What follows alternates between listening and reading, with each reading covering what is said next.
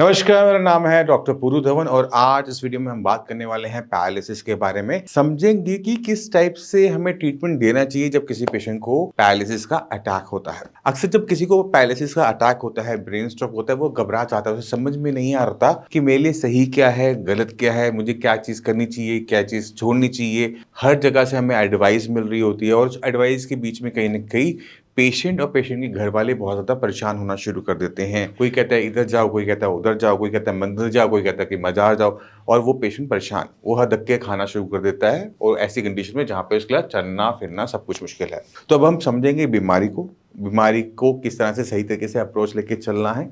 तो जब हम ये समझ जाएँगे तो हमारे लिए काम करना, बीमारी से लड़ना बहुत आसान हो जाएगा। तो पैरालिसिस क्या है?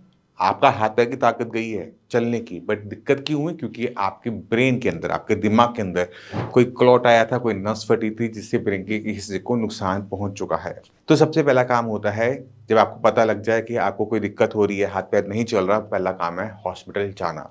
क्यों जाना? क्योंकि जब हम हॉस्पिटल जाते हैं तो एक ड्रग होता है जो खून के क्लॉट को बहुत तेज़ी से डिसॉल्व कर देता है। तो अगर आपको पैरालिसिस क्लॉट की वजह से हुआ है, तो वो इंजेक्शन लगने पे आपका क्लॉट घुल जाएगा, आपका ब्लड सर्कुलेशन ठीक हो जाएगा और 15 दिन से लेकर महीने भर के अंदर आप वापस बैक टू नॉर्मल हो जाओगे। मगर सब के सब इतने खुशनसीब नहीं होते, सबके घर के पास इतने अच्छे हॉस्पिटल्स नहीं होते, मेडिसिन अवेलेबल नहीं होती। तो अगर हम 4 घंटे से ज़्यादा लेट हो जाते हैं इस इंजेक्शन को लगवाने से, तो पैरालिसिस ऑलमोस्ट पक्का हो जाता है। यानी पैरालिसिस होगा और उसे रिकवरी करने में टाइम लगेगा। मगर यहाँ पर भी हमें घबराने की ज़रूरत नहीं होती। पहले जो 6 महीने होते हैं वो बहुत इंपॉर्टेंट होते हैं। क्योंकि जैसे आपके शरीर में कहीं घाव लगता है, चोट लगती है, तो क्या होता है, वो चोट अपने आप भरना शुरू होती है। 7 दिन में, 15 दिन में अपने आप भर जाती है। तो ये खूबी हमारे ब्रेन के पास भी है। कोई चोट लगी, कोई नुकसान हुआ तो उसे भरेगा। अब वो चोट नस फटने से हो रहा, क्लॉट होने से हो रहा है, बट ब्रेन के अंदर नुकसान आ रहा है। ये जो नुकसान हुआ, जब ब्रेन इसको रिकवर करना स्टार्ट करेगा, तो ये पहले 6 महीने चलता है और इस प्रोसेस को हम कहते हैं न्यूरोप्लास्टिसिटी। ये अब नेचुरल तरीके से आपकी बॉडी में स्टार्ट हो चुकी है। तो इस टाइम में आप सबसे बड़ी गलती आप या आपके घर वाले क्या करते हैं, वो है ओवर प्रोटेक्शन। आपको ओवर प्रोटेक्शन में रखते हैं, अरे नहीं-नहीं आप नहीं करो, आपको तो लग हुआ है, आप मत हिलो, आप ये मत करो, आप वो मत करो, चलने की ज़रूरत नहीं है, बिस्तर पर लेटे रहो। ये सबसे बड़ी गलतियों में से एक होता है। तो पहला काम आपने क्या करना है, वो है अपने घर के आस-पास जो भी फिजियोथेरेपिस्ट है ना, उसे कॉल करना और उसे बुलाना, सुबह भी और शाम भी। थोड़ा-सा मेहनत वाला काम है, दर्द होगा, परेशानी होगी, स्टिफनेस होगी, पता नहीं कितनी टाइप की परेशानी होगी, बट आपने छोड़ना नहीं है। आपने कोशिश करनी है कि अपने शरीर को खड़ा करना, किसी के सहारे से खड़ा करना, क्योंकि खुद तो हो नहीं पाएँगे, तो किसी का सहारा लिया, किसी ने आपका वज़न सँभाला, अब आपने चलने की भी प्रैक्टिस करनी है। अक्सर हम देखते हैं कि जब हम फिजियोथेरेपी की बात करते हैं, तो फिजियोथेरेपिस्ट कहता है, "नहीं, नहीं, आप मत चलो, नहीं, नहीं, आप मत चलो।" अगर आप खड़ा होकर चलने की कोशिश नहीं करोगे, तो पूरी ज़िंदगी बिस्तर पे बीतेगी, चेयर पे बीतेगी, ये मैं आपको कह सकता हूँ। ये जो 6 महीने हैं, यहाँ पर हमने ब्रेन को दोबारा से चलना सिखाना होता है, क्योंकि ब्रेन का वो हिस्सा, जो आपके पैर को चलाता था, वो अब डेड हो चुका है। अब नए हिस्से को वहाँ पर हमें डेवलप करना पड़ेगा। तो नया हिस्सा डेवलप नहीं होता, पुराना हिस्सा ही काम करना सीखता है, पर उसने अब तक किया नहीं था। जब हम उसे सिखाना चाहते हैं, तो हम कैसे सीखते हैं? हम एक ही चीज़ को बार-बार करने से सीखते हैं। अब आप पूरा टाइम पहले 6 महीने बिस्तर पे लेटे रहो कि नहीं जी, ये नहीं होगा, नहीं जी, इनसे हो ही नहीं पाएगा, नहीं जी, ये तो हिम्मत ही नहीं करते, नहीं जी, ये तो फिज़ियोथेरेपिस्ट ने मना कर रखा है, नहीं जी, हमारे तो बड़े कहते हैं, ऐसा नहीं करते। कर लो। 6 महीने बाद वो आप मुझे इसी बात को याद करोगे। क्यों? क्योंकि आप समझो कि ब्रेन किस तरह से रिकवर करता है। आप इस प्रोसेस को समझ जाते हो, शरीर को समझ जाते हो, बीमारी को समझ जाते हो, तो आपकी रिकवरी अच्छी होनी शुरू हो जाती है। अब पहले 6 महीने में कोई भी डॉक्टर आपको हाथ लगाएगा, अगर आप फिज़ियोथेरेपी कर रहे हो ना, आपको लगेगा कि हाँ जी, मैं ठीक हो जाऊँगा। हाँ जी, ये तो इस डॉक्टर ने चमत्कार कर दिया। हाँ जी, ये तो मेडिसिन भी काम कर रही है। मैं गुरुद्वारे गया था, वहाँ अच्छा हो गया, मैं मंदिर गया, मैं वहाँ अच्छा हो गया, मैं मज़ार गया, वहाँ अच्छा हो गया। क्यों? क्योंकि ब्रेन के अंदर ऑटोमेटिक तरीके से न्यूरोप्लास्टिसिटी चल रही होती है। तो पहले 6 महीने में जिसका भी हाथ लगेगा, उससे आपको आराम आएगा ही आएगा। दिक्कत होती है ये 6 महीने बीत जाने के बाद। जब ये 6 महीने बीत जाते हैं, हम सब कुछ ट्राई कर चुके होते हैं, तो हम नोटिस करना शुरू करते हैं कि अब मैं कुछ भी करता हूँ, काम ही नहीं करता। मैं मेडिसिन खा रहा हूँ, तो काम नहीं कर रही। मैं एक्सरसाइज कर रहा हूँ, तो काम नहीं कर रही। मैं किसी के यहाँ पे जा रहा हूँ, वो काम नहीं कर रहा। अब क्यों? क्योंकि अब ब्रेन के अंदर न्यूरोप्लास्टिसिटी हो चुकी है बंद। अब कुछ ऐसा होगा कि पत्थर पे सिर मारना, चोट आप ही को लगेगी। क्यों? क्योंकि आपका ब्रेन, आपकी बॉडी ने अब अपने अंदर वो जो बदलाव ला रही थी, वो लाना कर दिया है बंद। जब तक ये बदलाव आना दोबारा से शुरू नहीं होता, आप जो मर्ज़ी ताकत लगा लो, आपको अपने अंदर चेंजेस नज़र आने के नहीं मिलेंगे। इसको हमने करना है न्यूरोप्लास्टिसिटी को स्टार्ट। अब न्यूरोप्लास्टिसिटी को जब हम स्टार्ट करते हैं, मेडिसिन से हो जाती है, बट इसके साथ हमें अपने ब्रेन को ट्रेन करते रहना पड़ता है। हमें अपनी एक्सरसाइज बंद नहीं करनी होती। फिजियोथेरेपी एक तरफ, हमें ऑक्यूपेशनल थेरेपी के बारे में सोचना पड़ता है, क्योंकि ऑक्यूपेशनल थेरेपी आपके ब्रेन के बारे में सोच रही होती है कि ब्रेन को मैंने ट्रेन करना है हाथ चलाने के लिए, पैर चलाने के लिए। फिजियोथेरेपी जो होती है वो मसल्स को हेल्दी रखने के लिए होती है, वो मसल्स पे बनी हुई होती है, मूवमेंट के लिए बनी हुई होती है। बट प्रॉब्लम कहाँ थी? मसल्स में? नहीं। आपके हाथ पैर में कोई चोट आई? नहीं। हड्डी टूटी? नहीं। मांस फटा? नहीं। मसल्स तो ओके हैं, बोन्स भी ओके हैं, टेंडन्स भी ओके हैं, बट ब्रेन का जो सिग्नल है वो नहीं आ रहा। अब ब्रेन के सिग्नल को लाने के लिए ब्रेन के हिसाब से ही सोचना पड़ता है कि इसको मैं क्या करवाऊँ, शरीर को ऐसा क्या करवाऊँ कि ब्रेन उस चीज़ को सीखना शुरू कर दे, और वो है ऑक्यूपेशनल थेरेपी। और ऑक्यूपेशनल थेरेपी बहुत सिंपल है कि जो चीज़ आप ठीक होने के बाद करना चाहते हो, उसको आज शुरू करो। मैं पैर से ठीक होने के बाद चलना चाहता हूँ, तो मैं आज से किसी के सहारे डंडी लेके, किसी का सहारा लेके चलूँगा, मैं कुछ और नहीं करूँगा। अगर आप साइक्लिंग कर रहे हो, चल नहीं रहे, तो आप देखोगे कि आप साइक्लिंग में तो अच्छे होते जा रहे हो, पर चलने की आपकी काबिलियत वो नहीं आ रही है। ये दिक्कत को सॉल्व करने का तरीका है ऑक्यूपेशनल थेरेपी, जो मैंने आपको बताया। जो चीज़ आपने ठीक होने के बाद करनी है, उसको आज आप अभी से शुरू करो, तो आप देखोगे कि आपके अंदर वो चेंजेस आने शुरू हो जाते हैं।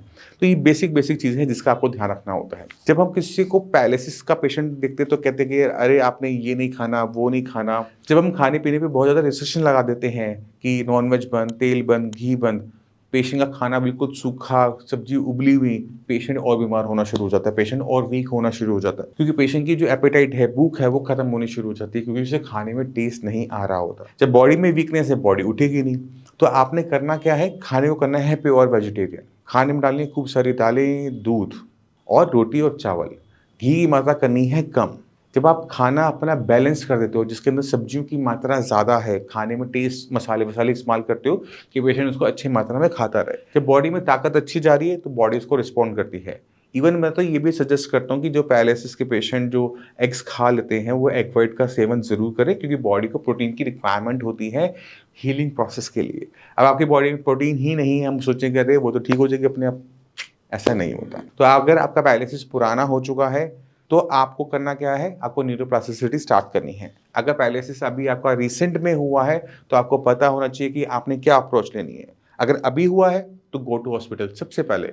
हो सकता है कि वहाँ पर आपका इलाज बेटर हो जाए। अगर आपको पहले हॉस्पिटल से डिस्चार्ज कर दिया गया, घर पर आ गए हो, तो फिजियोथेरेपिस्ट की हेल्प लो, ऑक्यूपेशनल थेरेपिस्ट की हेल्प लो और चलना शुरू करो जितनी जल्दी हो सके।